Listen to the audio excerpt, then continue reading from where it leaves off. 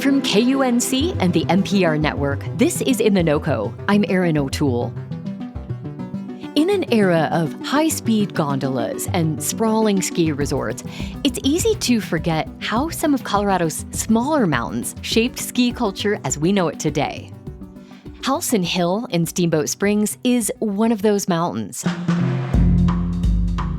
It's a fraction of the size of the resorts in Aspen or Vail or the bigger Steamboat resort across town. But Howelsen Hill made a huge impact when it opened back in 1915. It got more people skiing and eventually served as the training ground for dozens of future Olympians. So today, a look at Howelsen Hill and its founder, Carl Howelsen, as we take some time to look back at people and places who shaped Colorado. Candace Bannister is the executive director of the Tread of Pioneers Museum in Steamboat Springs, which has plenty of Howelsen-related artifacts in its collection. She talked with me in January about Carl Howelsen's legacy and why Howelsen Hill is still an important place today. With Colorado's 150th birthday coming up this Saturday, this is one of several conversations about state history that we'll reshare in the days ahead. Carl Howelsen was a champion ski jumper from Norway who did ski jumping in a traveling circus. What made him choose to live in Steamboat Springs?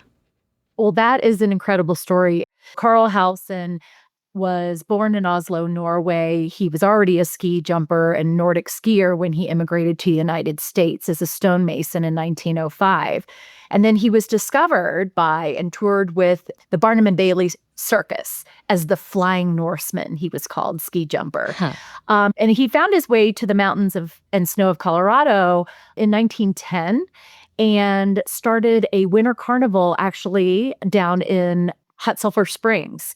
And one of the skiing locals, very adventurous woman, Marjorie Perry, was going through there and saw him and brought him to Steamboat.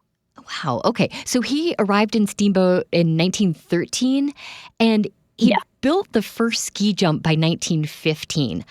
And I want to play a clip from a promotional film about Steamboat that was made back in the 1970s. You see an actor playing Carl Howelsen on these old-fashioned skis. Yeah. The townfolk are wearing cowboy gear as they watch him. Then one day, they gathered round a hill to watch this strange Norwegian who was never standing still. They looked, they laughed, they'd stand and stare as Carl Howelsen went flying through the air. But pretty soon, the cowboys and the ranchers and the ladies, they came around.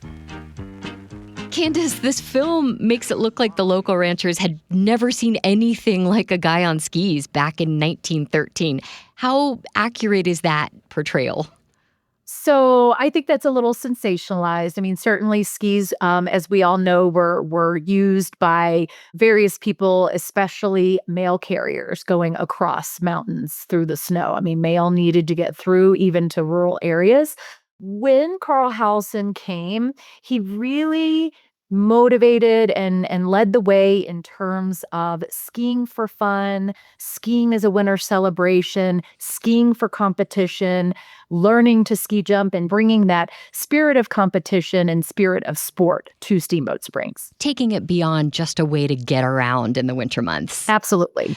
He sounds like a big personality. What do we know about what Carl Howelsen was like? Yes. Well, what he's always described as being beloved, just a really lovable person. And then really his inspiration to youth, being not only dedicated to these sports, but to the development of kids here around sports and starting our Steamboat Springs Winter Sports Club, which is the training engine of our Olympic legacy here. He trained our first Olympian, John Steele, who went on to be a ski jumper in the Olympics in 1932. Wow. And starting the Winter Carnival that was really a big celebration of winter. So his leadership and his character and his really devotion to these sports and to this town, and that sense of community that still exists today, starting way back and really being led by him. So it was one thing for Carl Howelsen to dazzle people with his own ski jumping skills. How did he convince people in town that they should give ski jumping a try? Well, I think he focused on the youth and the daring fun that kids tend to have, less fear. True. And more adventure, possibly, maybe not thinking about potential broken bones and things like that. So I can't imagine that, as a mother that I am, I can't imagine that it would be an easy thing at all. Mm. In addition to ski jumps, Howelsen Hill also has ski runs for downhill skiers. How unusual was it for a mountain town in Colorado to have a ski run back then? Well, believe it or not, it was a little bit more usual because you had various ski hills around the Front Range. But this is the oldest continuously running ski area in North America. So it was very rare as far as when Howelsen Hill started. And not long after that, you started to have some skiing taking off in other areas of the state.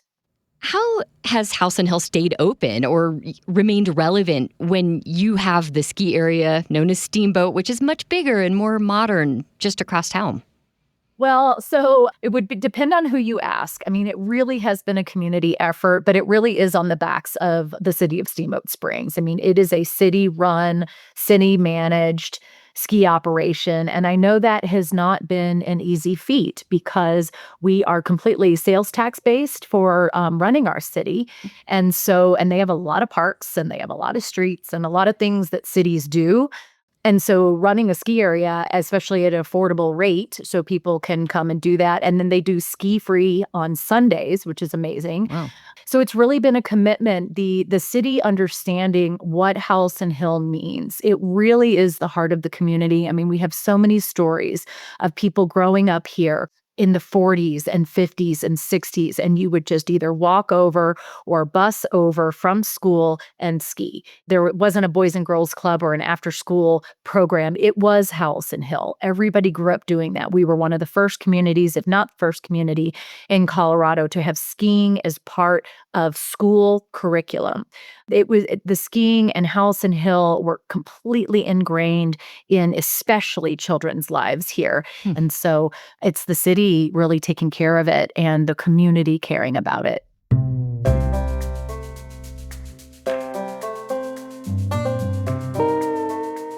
That's Candace Bannister of the Tread of Pioneers Museum in Steamboat Springs, who spoke with me in January about Howelsen Hill and its impact on Colorado ski culture. She mentioned the museum is working to create a hologram version of Carl Howelsen that will discuss the town's history with visitors. We'll have links where you can learn more in the show notes and at KUNC.org. And check out our podcast feed for more episodes highlighting fascinating chapters of Colorado history as the state celebrates its 150th birthday. That's it today for In The NoCo. I'm Erin O'Toole. Thanks so much for listening.